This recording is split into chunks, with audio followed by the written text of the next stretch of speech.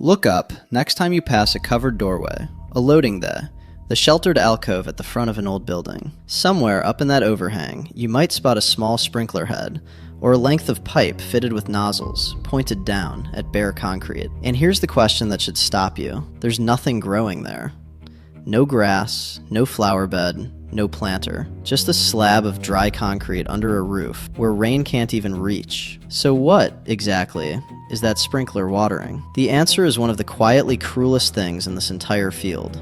It isn't watering anything, it's waiting. Because that dry, sheltered alcove is one of the few places a person with nowhere to go can lie down and stay out of the rain for a night.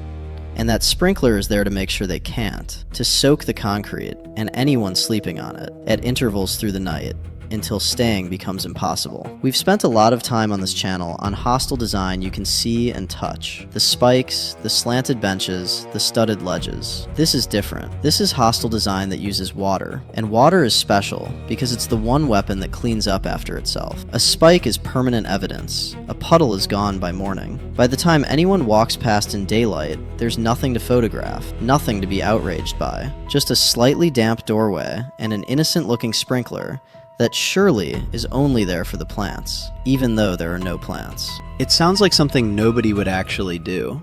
So let me show you the case where they got caught. Out of all places, a cathedral. In 2015, in San Francisco, reporters confirmed what the homeless people sleeping outside St. Mary's Cathedral had known for a while. The Grand Roman Catholic Cathedral, a place whose whole stated purpose is shelter and charity, had quietly installed sprinklers in the 4 covered doorways where people slept at night. The system was, in its small way, a feat of engineered cruelty. The sprinklers ran for around 75 seconds at a time, roughly every half hour, kicking in before sunset and continuing through the night, soaking the alcoves, the people sleeping in them, and everything they owned, over and over until morning. People tried to adapt. One man slept under an umbrella. Others moved toward the main entrance, hunting for a patch that stayed dry. But you can't really outweight a machine that drenches you every 30 minutes, all night, every night. And here's the detail that turns it from cruel to grotesque. This was happening during one of the worst droughts in California's history, a stretch when ordinary residents were being urged to save every drop. The cathedral was pouring clean water onto bare concrete, all night, for no reason other than to make sure exhausted people couldn't sleep there. And it had been running, quietly, for about 2 years before anyone outside noticed. Then a radio station reported it, and the reaction was immediate. Within roughly a day of the story breaking, the archdiocese tore the system out, and, crucially, they apologized. The rector called the method ill-conceived, and admitted, in plain terms, that the point had been to move people out of the doorways. That apology is the smoking gun. Nobody installs sprinklers to water bare concrete by accident. They knew exactly what it was for. They just never expected you to find out. So step back and ask why water, specifically.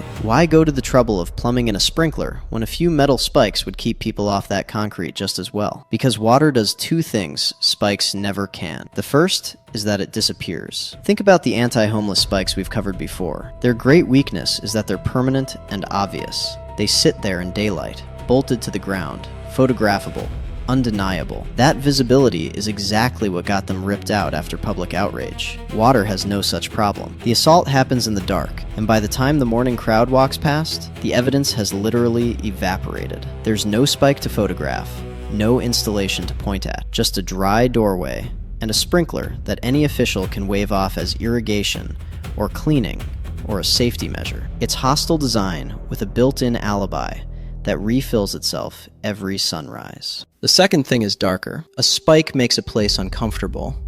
Water makes a person unsafe. Being cold is survivable. Being cold and soaking wet outdoors through an entire night is how people get hypothermia. How people, in the worst cases, die. Sleeping rough already runs on 2 thin margins, staying dry and staying warm. A sprinkler attacks both at once, on purpose, targeting the exact vulnerability that keeps someone alive. This isn't the mild cruelty of a bench you can't lie on. It's aiming a real health risk at the people least able to absorb it, and dressing the whole thing up as gardening. That's what makes water the most insidious tool in the kit. It's more dangerous than a spike, and it looks more innocent than a spike. The crueler it gets, the more it resembles routine maintenance. And almost nobody looking at a damp doorway in the morning will ever guess what happened there at 3 a.m. Now, it would be comforting to think the cathedral was a one-off, a single bad decision by one institution that got caught and corrected. But here's the part they admitted themselves. Asked where the idea came from, the archdiocese said they'd copied a setup they understood was already common in San Francisco's financial district, used as a so-called cleanliness and safety measure. In other words, the church didn't invent this.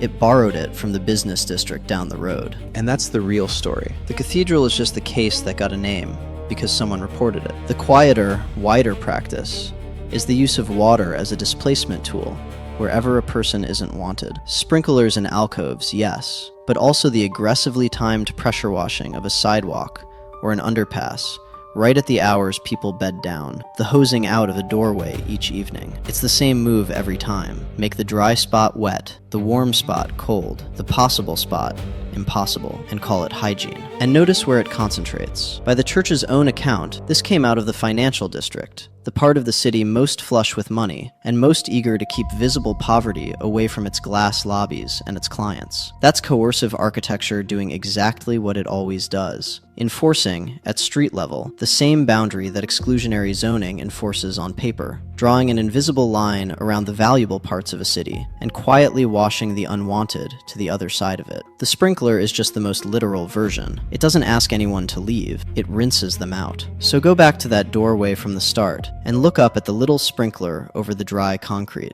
You can read it now. It was never for plants. There are no plants. It's there to make sure the one sheltered, rain-proof spot on that whole street stays unusable to the only people who'd ever truly need it. And of everything we've looked at on this channel, this might be the purest example of what hostile design really is. Underneath the spikes and the slopes and the clever benches, it's the decision that a human being trying to sleep is a problem to be managed, and that the most elegant solution is the one nobody will ever have to look at in the morning. The sprinkler is the quietest eviction notice ever written. It serves itself, in the dark, on a loop, and it's gone by sunrise. No confrontation, no paperwork, no witness. The cathedral only became a story because one person noticed and one reporter listened. Almost everywhere else this happens, there's no headline, just a damp patch and a tired person moving on, blaming the rain. So that's the job I'll leave you with. Start looking up. Check the overhangs, the alcoves, the loading bays. Find the sprinkler that waters nothing, and you've found the thing in its natural habitat. Then tell me in the comments where it was, because the only thing this weapon can't survive is being seen. If you want to keep learning to read the quiet decisions a city makes about who gets to exist in it, subscribe. The cruelty isn't always loud. Sometimes it just trickles.